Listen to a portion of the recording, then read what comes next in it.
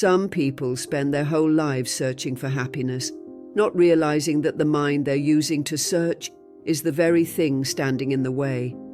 You could be surrounded by love, success, and peace, but if your mind is trained to focus on what's missing, none of it will ever feel like enough. That's not a flaw in your life, that's a pattern in your thinking. And here's the truth the Buddha revealed long ago. The world you live in isn't just out there, it's shaped, moment by moment, by what you choose to see. If your mind always reaches for the negative, the stressful, the lacking, that becomes your reality. But if you could train your mind, truly train it, to see the good, to hold gratitude, to notice the quiet beauty in ordinary moments, everything starts to change. In today's video, we're going to talk about how to do exactly that. Not with fake positivity, but through powerful, grounded Buddhist wisdom that's been practiced for thousands of years. These aren't just teachings, they're tools, and by the end, you'll start seeing the world through a lens that actually brings you peace, not pressure. So stay with me. Don't skip around. Every part of this message builds on what came before, and I truly believe it's something your heart needs to hear. And hey, if this kind of content helps you feel more centered or understood, there's one small free way you can support what we're building here. Just tap the subscribe button. It helps this wisdom reach more people, and it keeps this space alive for all of us who are walking this path gently together.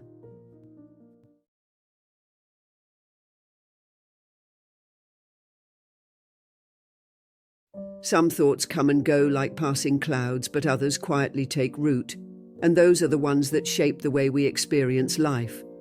We don't always notice it, but the stories we tell ourselves inside our minds carry a weight. The quiet judgments, the subtle fears, the lingering comparisons. Over time, those thoughts become the filter through which we see the world. It's not always the outside world that needs to change, it's the way our mind is interpreting it. And that's where real transformation begins, not by trying to force the external to fit our expectations, but by gently training our mind to notice, nourish, and nurture what is good. The Buddha spoke often about this. He taught that everything we are begins with our thoughts. With our thoughts, we make the world, he said. That's not just a poetic line, it's a deep spiritual truth. If your inner world is filled with fear, resentment, and doubt, then no matter how beautiful your surroundings are, you won't be able to feel the peace within them. On the other hand, if you're nurturing patience, gratitude, and compassion within yourself, even the most difficult situations start to soften. It's not about pretending things are perfect. It's about learning to relate to life from a place of clarity and wisdom. Think of your mind like a garden. Every thought you entertain is a seed. Some seeds are nourishing, like those of kindness, joy, forgiveness. Others are weeds, like envy, anger, or self-pity. And just like in any garden, what you water grows.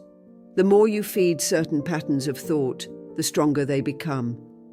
So if every day you replay old regrets, or constantly tell yourself you're not good enough, those seeds will flourish and crowd out everything else. But the moment you start watering different seeds, ones rooted in appreciation, compassion, and trust in life, you begin to grow a new inner environment, one that supports your peace instead of stealing it. This is why Buddhist practice places so much emphasis on mindfulness and mental awareness. Meditation isn't just sitting still for the sake of quiet. It's training the mind to recognize what thoughts you're feeding. It helps you see clearly, this thought is based in fear, or this judgment is coming from old pain. And once you can see it clearly, you gain the power to choose differently. That's where freedom begins, not from controlling the world, but from understanding your mind. The Buddha also taught about something called right thought. It's one step in the Noble Eightfold Path, and it means aligning your thinking with intentions that are wholesome, skillful, and rooted in non-harming. It doesn't mean you never have a negative thought, that's impossible. But it does mean becoming conscious enough to not let those thoughts lead your life. You can see them, acknowledge them, and then gently redirect your focus.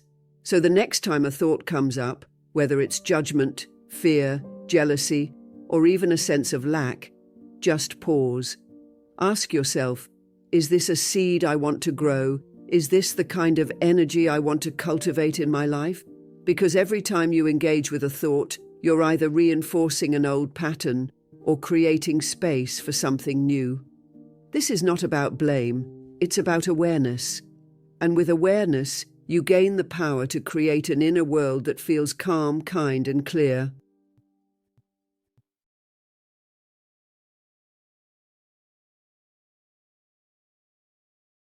There's a moment, often quiet and unnoticed, when your mood suddenly shifts. You're doing fine. And then someone's tone, a piece of news, or even your own thoughts send you into a spiral. What changed? Not the world outside. What changed was what you let into your mind. The Buddha taught that our minds are incredibly absorbent. They take in impressions like water soaking into soil. And over time, those impressions shape how we feel, how we think, and even how we act. That's why in Buddhist practice, one of the most important teachings is sense restraint, being deeply mindful about what we allow through the doors of our perception. Because not everything deserves a place in your inner world. Think about it like this. Your mind is a sacred space, a temple, and every sound you hear, every image you see, every conversation you have, it's like someone stepping through the doors of that temple. Some visitors come with peace, others come with noise, confusion, or even destruction. But here's the thing, we often leave the doors wide open. We let in gossip, comparison, fear-driven news, endless scrolling, and people whose energy leaves us feeling drained. Not because we want to suffer, but because we've never been taught how important it is to guard the gates. Buddhism doesn't ask us to live in isolation or fear. It invites us to become conscious of our choices, to stop feeding the mind junk and start offering it nourishment. Because the more chaos you let in, the more your inner peace gets buried. If all you hear are messages of scarcity, judgment, and urgency, you begin to believe that's the nature of reality. But it's not. That's just the result of what you've been letting in. So what would it look like to be more intentional? Maybe it means starting your day not with your phone, but with a few minutes of silence or reading a passage from the Dhammapada. Maybe it's spending more time in nature, letting the sound of wind and the rhythm of birdsong soften the noise inside. Maybe it's choosing not to join every conversation filled with complaints or fear. These might seem like small acts, but in Buddhist wisdom, small actions done mindfully are what shape the mind over time. They are seeds of clarity and strength. The Buddha reminded us that whatever a person frequently thinks and ponders upon, that will become the inclination of the mind. In other words, what you consume mentally becomes who you are.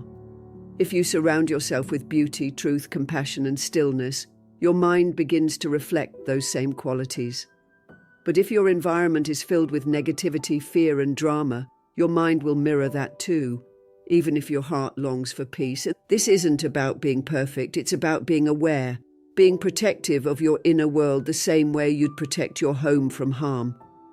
When you guard the gates of your mind, you create space for deeper wisdom to enter, for the still, clear truth of the present moment to arise.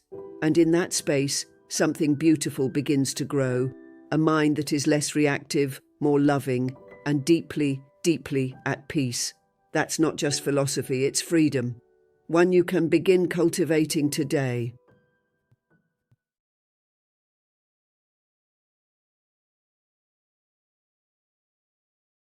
You know, we live in a world that's constantly pulling our attention in every direction. Notifications, headlines, conversations, expectations, it never stops. And when your mind is always being pulled outward, it's incredibly easy to overlook what's already right in front of you. That's the strange part. We crave peace. We want to feel calm. We want to be happy.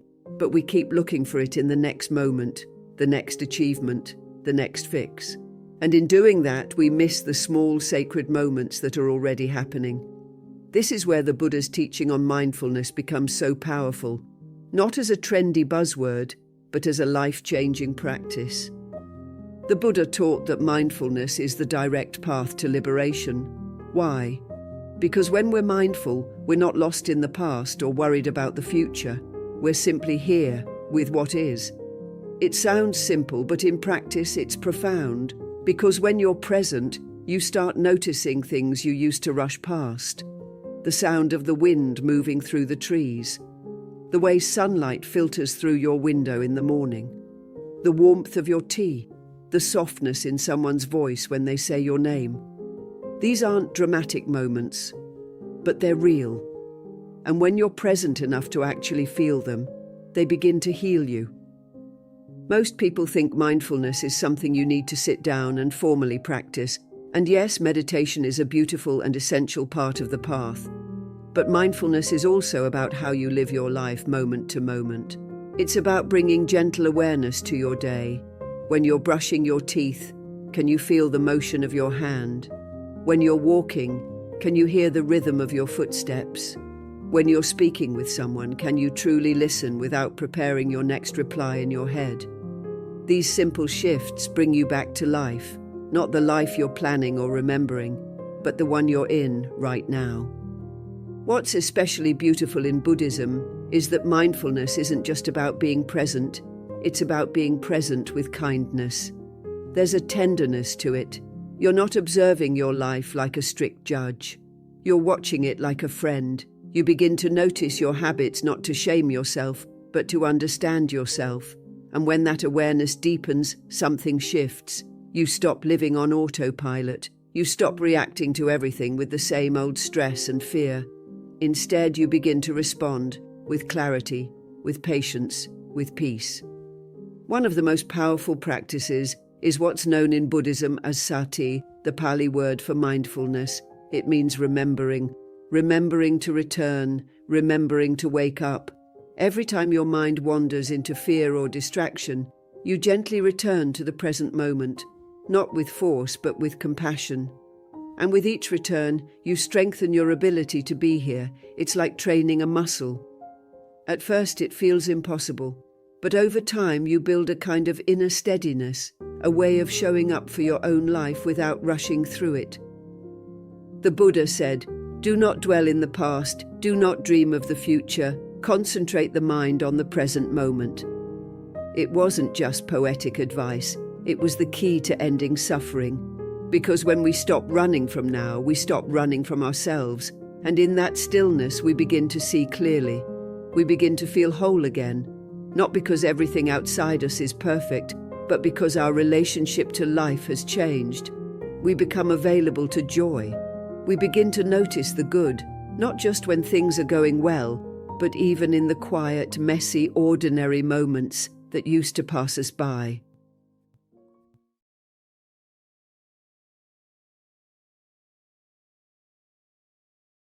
You know what's wild? You could be having a perfectly ordinary day, nothing major going wrong, but if one small thing doesn't go the way you expected, your entire mood shifts. Someone cuts you off in traffic. You misplace your keys. A message you were waiting for doesn't come. Suddenly it feels like the day is ruined. Your mind clings to that one negative moment and forgets everything else. And it's not your fault. It's just how the human mind is wired. The Buddha understood this tendency very deeply. He taught that the mind naturally leans toward craving, dissatisfaction, and comparison. It's always reaching, always wanting. Even when things are okay, it whispers, "But what about more?" That's where the practice of gratitude becomes such a powerful antidote. In Buddhism, gratitude isn't just being thankful when things go right. It's about seeing clearly, recognizing what already is, even when life feels messy or uncertain. The Buddha often reminded his followers that suffering doesn't come from not having. It comes from the mental habit of not seeing what we already have. So gratitude is really about attention. It's about turning your gaze gently away from what's missing and noticing, with presence, what's already here.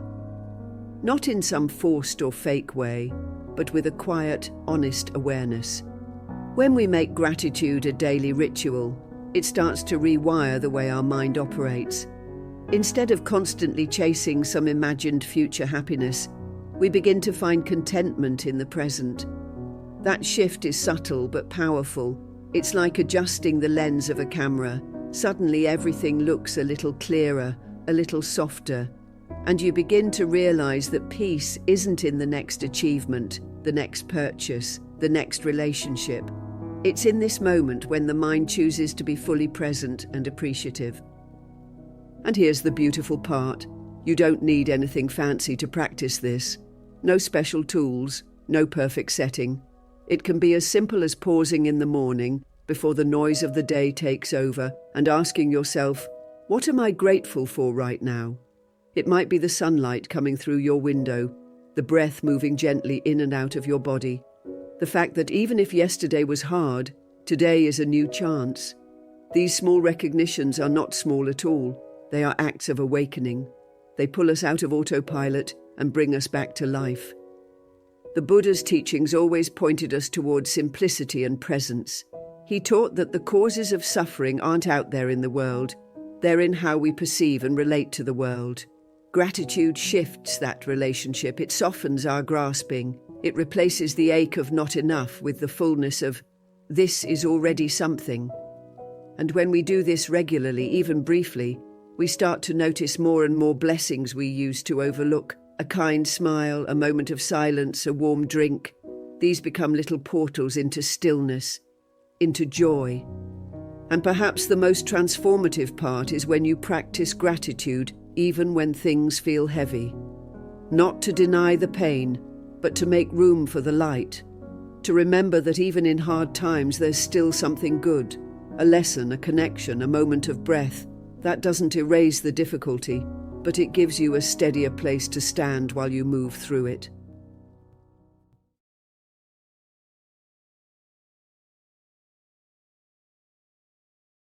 Some people spend their whole lives chasing that perfect moment when everything will finally fall into place. When there's more money, less stress, deeper love, more peace. They postpone their happiness like it's something waiting on the other side of success or stability. But in reality, that moment almost never arrives in the way we imagine. There's always something else, another responsibility, another distraction, another worry. The Buddha taught that the craving for things to be different is one of the deepest roots of suffering. We suffer not because of what's happening, but because we believe it shouldn't be happening. And in trying to escape this moment, we often miss the quiet goodness already within it. This is where the practice of contentment becomes powerful. Contentment doesn't mean you don't grow, improve, or aim higher. It means you don't put your peace on hold while waiting for life to be something else. It means you recognize that even in the middle of uncertainty, even with the flaws and disappointments, there's still beauty, there's still breath, there's still life unfolding. The Buddha never promised a life without pain, but he did show us how to meet life with a peaceful heart, even when it doesn't look the way we want it to. So ask yourself this: what story is your mind telling you right now? Is it saying, I can't relax until I fix this? Or, I'll feel better when that person understands me?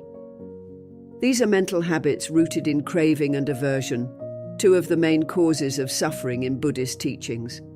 They pull us out of the present and place our well-being in some distant version of the future.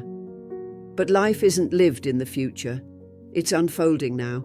And the mind, when left untrained, will always find a reason to delay joy. But here's the shift. When we train the mind to pause and open to what is here, right now, we begin to experience a kind of soft peace. It may not be perfect. It may still come with grief or fatigue or imperfection. But there's something sacred about saying, this is enough for now. The smell of the air after rain, the sound of someone's laughter, the way the sunlight falls through the window. These aren't distractions from life. These are life. And when we are constantly rushing past them in pursuit of something better, we're missing the goodness that already exists. In Buddhist tradition, this is why mindfulness is so central. Mindfulness brings us back. It invites us to actually see what's here, to taste our food, to feel our breath, to appreciate the moment. And from this presence, we learn that peace doesn't require perfect circumstances. It only asks for a receptive heart.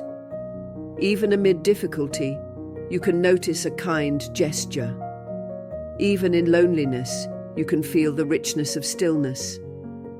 The Buddha often reminded his followers not to wait for the world to give them peace, but to create it from within through presence, wisdom, and compassion.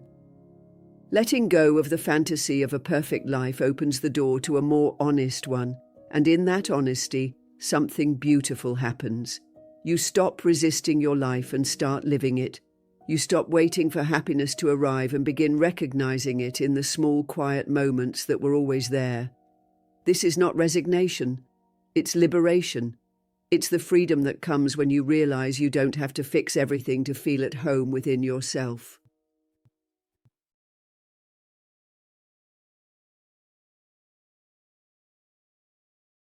Some days you don't realize how much the world around you is shaping the world within you. You wake up feeling fine, but after scrolling through news that triggers worry, spending time with someone who constantly complains, or watching things that leave your heart feeling heavy, you start to carry that weight without even knowing why. What we surround ourselves with doesn't just pass through our awareness. It plants roots in our mind. And those roots quietly grow into moods, beliefs, and patterns. The Buddha spoke about this in many ways, reminding us that our outer environment plays a big role in our inner freedom. He taught that wise association and mindful consumption are not just helpful, they're essential. Think of your mind like a sponge. It soaks up everything, every word, every image, every emotional tone. Even if you tell yourself, "It doesn't affect me," it does. Slowly, silently, the inputs you allow in begin to influence how you think, how you feel, and even how you see yourself. That's why in Buddhism, the practice of wise attention and guarding the sense doors is taken so seriously. It's about being conscious of what you're letting into your sacred space, your mind, because not all information is wisdom, and not all connection is nourishing. One of the most overlooked parts of mental training is this: being intentional with your environment, the people you speak with, the content you consume, the spaces you spend time in. They either uplift you or deplete you. So take a quiet inventory. Do your surroundings reflect the kind of person you're trying to become? Or are they keeping you stuck in cycles you're trying to leave behind? There's no need to judge or cut everyone off. This isn't about becoming rigid or isolated. It's about becoming selective with love. Loving yourself enough to choose peace over noise, choosing inspiration over drama, choosing inner stillness over outer chaos. Even small changes in your environment can create big shifts in your state of mind. Start your morning with a few lines from the Dhammapada instead of social media. Keep a peaceful space in your home where you can sit quietly, even for 5 minutes. Play music or chants that calm your nervous system. Spend time in nature, which the Buddha himself often sought out for solitude and reflection. These aren't grand or dramatic acts, but they are powerful. They're subtle signals to your mind that it deserves peace and that you are protecting it. And then there's the people. Relationships are some of the strongest environmental influences we have. If someone constantly brings out your irritation, anxiety, or self-doubt, that's not a small thing. That energy stays with you long after the conversation ends. Buddhism encourages spiritual friendship, or kalyanamittata, the idea that the people we surround ourselves with should help guide us toward wisdom, not pull us away from it. Friends who remind you of your practice, who helps you return to your values, who speak gently and live mindfully. These are the people who make the path easier to walk. The more you consciously surround yourself with beauty, silence, wisdom, and compassion, the more your mind begins to reflect those same qualities. You'll notice less reactivity, more clarity, a deeper sense of being rooted in your values. It won't always be perfect. You'll still have stressful days, challenging people, and moments where the noise creeps in. But the difference is, you'll recognize it. You'll be able to pause and gently return to what nourishes you.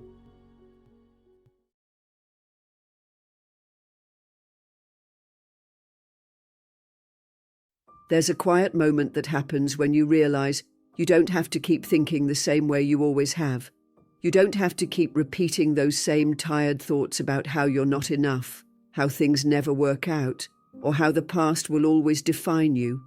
And maybe no one ever told you this before, but you can actually choose which thoughts you want to water and which ones you're ready to let go. That's a form of freedom most people don't even know they have. But in Buddhism, this is core to the path. The Buddha taught that our thoughts are not harmless. They're not background noise. They're the architects of our lives. Every action begins in the mind. Every word, every decision, every habit, it all starts with a single thought. So when you start to become aware of the way you think, when you actually notice what you're telling yourself all day long, you begin to understand why your life feels the way it does. If your inner voice is constantly critical, harsh, or afraid, then even the best parts of your life will feel heavy. But if you slowly begin to shift those thoughts, gently, patiently, with mindfulness, you begin to build a mind that supports you instead of sabotaging you. The Buddha called this right thought, part of the Noble Eightfold Path. It means thinking in ways that are kind, honest, and aligned with wisdom. Not because it's polite, but because your thoughts shape your karma, your actions, your energy, your direction. Now, this doesn't mean you'll never have a negative thought again. The goal isn't perfection, it's awareness. You start to notice when your mind is spiraling into comparison, or self-doubt, or judgment, and instead of feeding it, you pause, you breathe, you ask, is this thought helping me grow, or is it keeping me small? That's a powerful question, because a lot of the time, we don't even realize we're choosing thoughts that hurt us. We just assume that if a thought shows up, it must be true. But Buddhist practice teaches us something different. Not all thoughts are worthy of our attention. Some are just echoes of old wounds. Others are habits we picked up from the world around us, but you don't have to keep repeating them. Start small. When you notice your mind being hard on you, try replacing the thought, not with fake positivity, but with something honest and compassionate. Instead of, I always mess things up, try, I'm still learning and that's okay.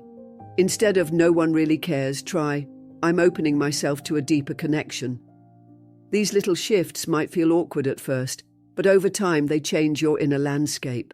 Your mind becomes a place where growth is possible, where mistakes are met with grace, where you begin to feel safe because you're no longer at war with yourself.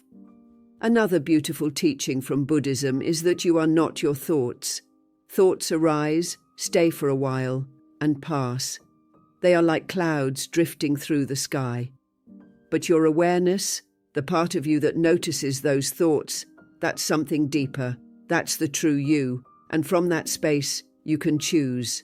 You can choose to think in ways that align with your values. You can choose to speak to yourself with compassion. You can choose to hold thoughts that reflect the person you are becoming, not the version of you that was shaped by fear or shame. This is how we plant seeds of peace, one thought at a time, one inner conversation at a time. It doesn't have to be dramatic. In fact, the most powerful changes often feel subtle, but the ripple effect is real. Over time, those kinder, wiser thoughts begin to shape your actions. Your relationships soften, your presence deepens, and your life, slowly but surely, begins to reflect the beauty blooming inside you. The Buddha didn't teach that we must become someone new. He taught that we must remember who we truly are beneath the noise. And that begins in the mind. One thought, one breath, one moment of awareness at a time.